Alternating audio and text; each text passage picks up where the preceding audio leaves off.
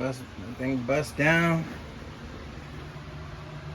The cylinders don't look too bad. You can still see some of that cross hatching in some of them.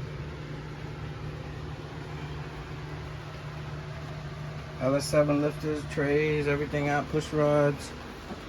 Everything I can break down from the top is cam gear out. See my cam bearing? That's like to look bad. I was just gonna run it like that and send it.